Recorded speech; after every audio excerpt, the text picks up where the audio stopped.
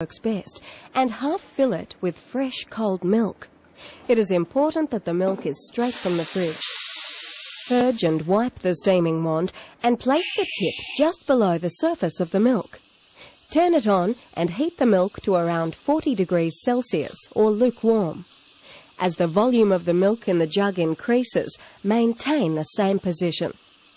For this type of milk texture, we do not want volume, so it is important to allow the steam wand to stay well submerged in the milk.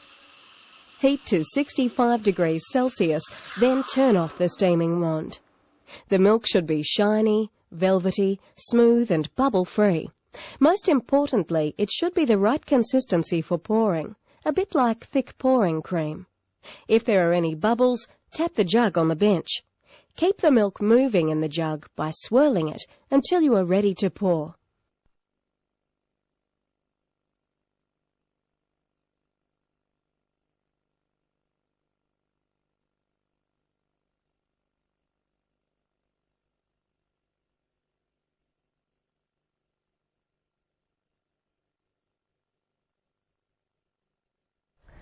We need to extract the coffee first, so as soon as we've textured the milk, we can pour it straight away. We're going to start off with a few basic patterns to begin with. It's going to take plenty of practice and patience, so don't be discouraged, and whatever you do, don't give up.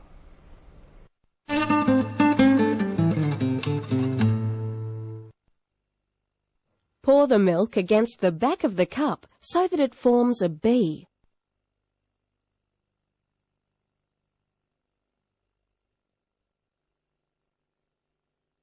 Using a skewer, scroll through it from side to side, then through the middle. Simple, but beautiful.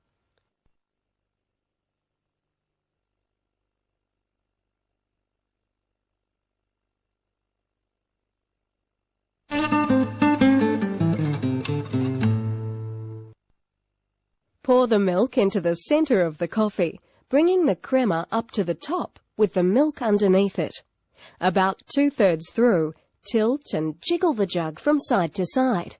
This will allow the milk to break through, creating a milky circle on the top of the coffee. Pull away from you to draw up the heart.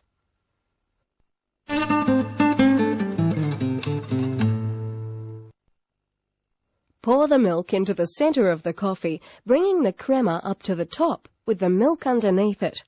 About 2/3 through, tilt and jiggle the jug from side to side. Now pull through with a skewer down to the base 5 times.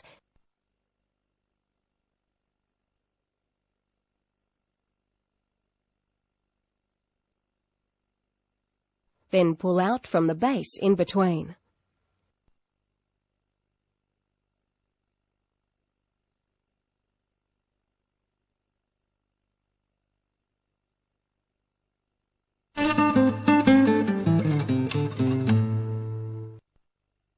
Pour into the center of the crema. As the white milk starts to come through, sway the jug from side to side, keeping it in the same line. To finish, pull away through the swirls. This pattern depends on a relaxed pouring action from the wrist.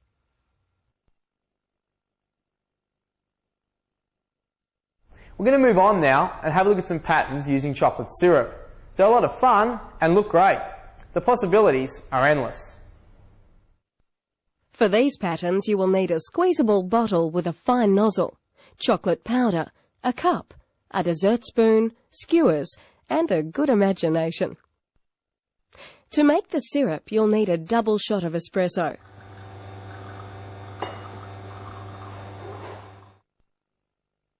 Sprinkle over chocolate powder and mix thoroughly until it becomes a shiny syrup.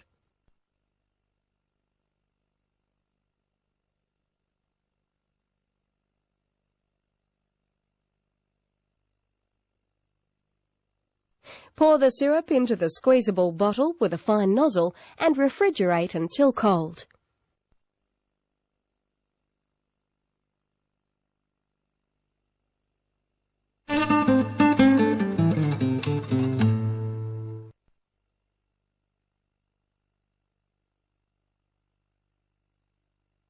Pour the milk into the coffee, carefully keeping the milk below the crema.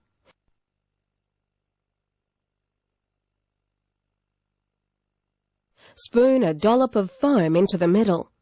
With the spoon, take small amounts of foam and make 8 spokes into the centre.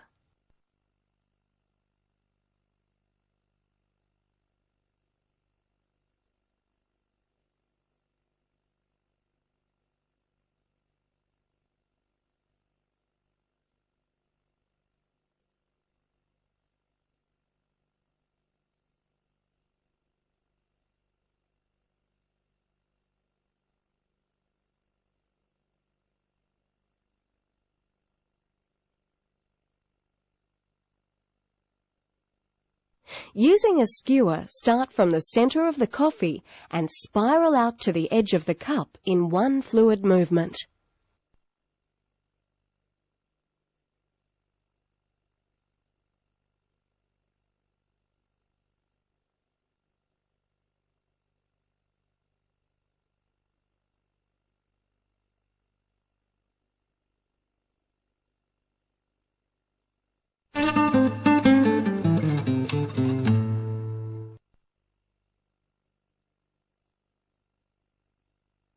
Pour the cappuccino and sprinkle chocolate powder over the bottom half of the coffee.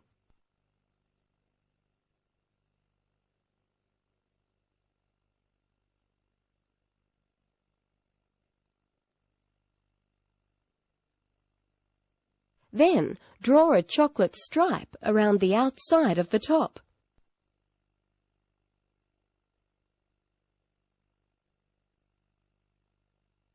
With a skewer, make spokes, like this.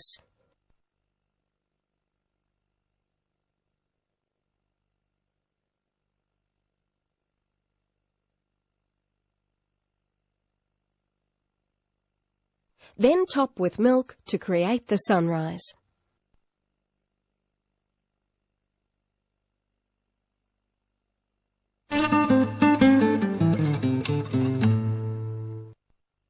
Pour the cappuccino carefully. You only want a small dot of milk to come through the crema on top.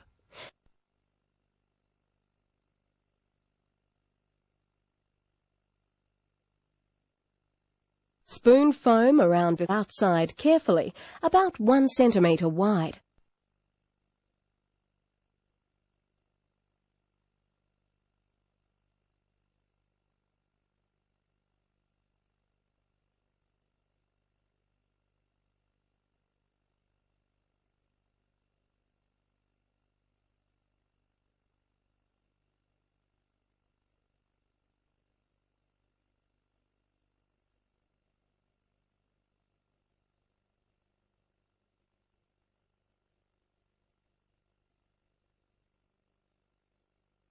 Now define this with the chocolate syrup by drawing around the inside edge of the foam.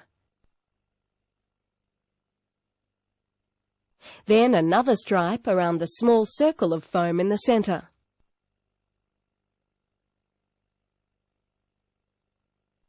Now, using the skewer, pull out 8 times from the centre.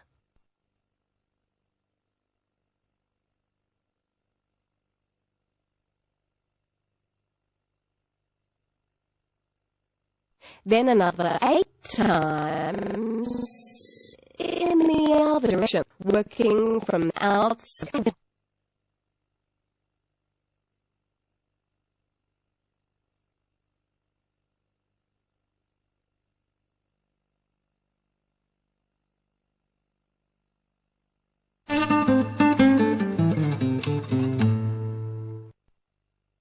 Pour the cappuccino carefully. Only allow a small amount of milk to come through.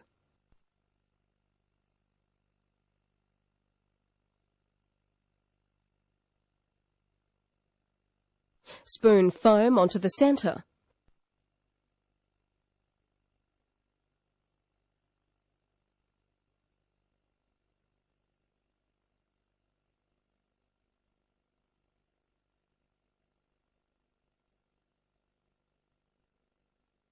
Define the foam centre with chocolate sauce.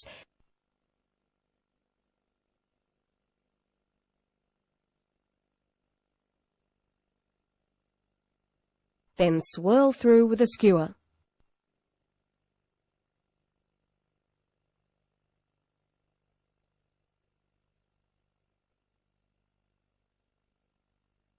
Finish with a small dot of crema in the centre.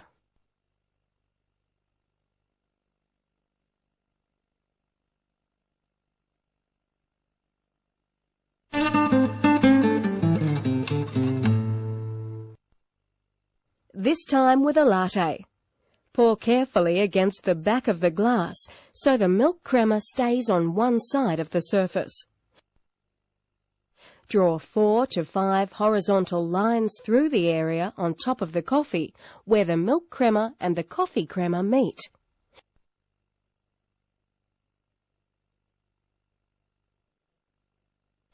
With a skewer, scroll through in a continuous motion.